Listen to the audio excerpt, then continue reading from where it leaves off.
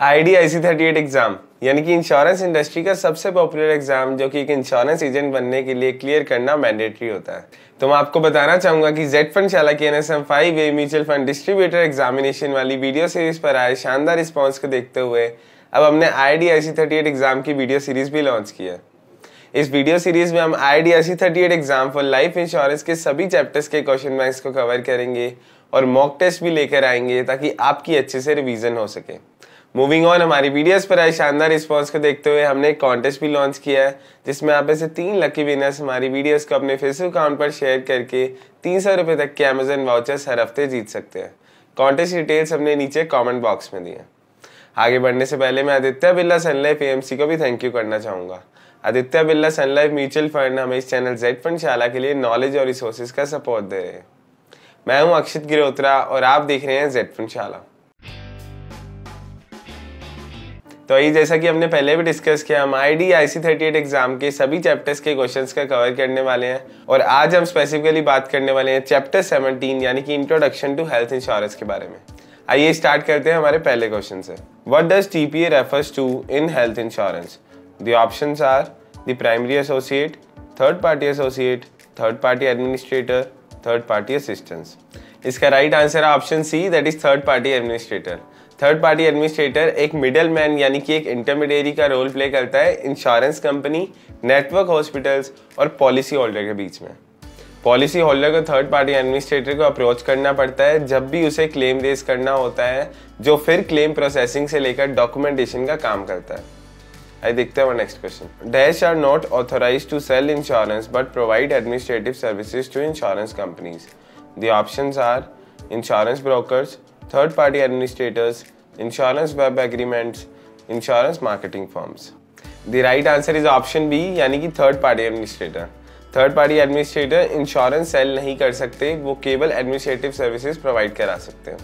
आइए देखते हैं next question. What is the full form of IRDAI? The options are international regulatory and development authority of India, international regulatory and development authority of funds, insurance regulatory and development authority of India, income regulatory and development authority of India. IRDAI की full form insurance regulatory and development authority of India होती है। Therefore, the right answer is option C. आइए देखते हैं next question. What does primary health care represent?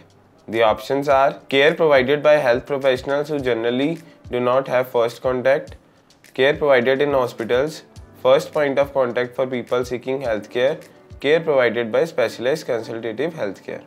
इसका right answer option C, जो भी first contact होता है लोगों का हेल्थ केयर के लिए उसे प्राइमरी हेल्थ केयर कहा जाता है। फॉर एग्जाम्पल, अगर घर में किसी को फीवर हो जाता है तो वो सीधा हॉस्पिटल में एडमिट नहीं हो जाता है, वो पहले फैमिली डॉक्टर या फिर किसी आसपास के क्लिनिक में जाते हैं और वहां से अपना ट्रीटमेंट लेते हैं। आइए देखते हैं हमारा अगला question. Dash refers to the health care services provided by medical specialists and other health professionals who generally do not have first contact with patients. The options are primary health care, secondary health care, tertiary health care या फिर general health care. इसका सही answer option B यानी कि secondary health care. Secondary health care उन health care services को indicate करता है जो प्रोफेशनल स्पेशलिस्ट के थ्रू प्रोवाइड कराई जाती है, लेकिन पेशेंट का इनसे कोई फर्स्ट कॉन्टैक्ट नहीं होता। Let's go through example for a better understanding. So अगर आप बीमार हो जाते हो तो यूजुअली पहले आप फैमिली डॉक्टर या फिर किसी आसपास के क्लिनिक से ट्रीटमेंट लेते हैं, लेकिन अगर इन केस वहाँ से भी कोई रिलीफ नहीं मिलता है तो आप किसी प्रोफेशनल को अप्रोच करते हैं जो कि उस स्पेसिफिक फील्ड में एक्सपर्ट होता है, तो उससे आपका फर्स्ट कॉन्टैक्ट नहीं होता है, इसीलिए उसे सेकेंडरी हेल्थ केयर में कंसीडर किया जाता है। आइए देखते हैं next question. Dash is specialized consultative health care usually for in patients and on referral from primary secondary care providers. The options are primary health care, secondary health care, tertiary health care या फिर general health care. इसका right answer है option C, tertiary health care. Tertiary health care patient को जब recommend की जाती है जहां डायग्नोसिस बहुत कॉम्प्लेक्स हो और जहां हाईली स्किल्ड और एक्सपीरियंस लोगों की जरूरत हो। टर्शरी ट्रीटमेंट में ट्रीटमेंट एक्सटेंसिव पीरियड के लिए चलाया जाता है जहां एडवांस मेडिकल सपोर्ट की नीड होती है, जो कि प्राइमरी और सेकेंडरी हेल्थ केयर के बियॉन्ड है। आइए देखते हैं next question. Which of the below forms of insurance has been illustrated in the given scenario? Patient pays the health provider and is subsequently reimbursed by the health insurance company. The options are service benefit, direct contracting, indemnity या फिर casualty. The right answer is option C यानी कि indemnity. Insurance के context में indemnity का मतलब होता है कि इंश्योर्ड अगर किसी भी हेल्थ लॉस से सफ़र करता है तो उसे कंपनसेट किया जाता है इंश्योरेंस कंपनी के द्वारा।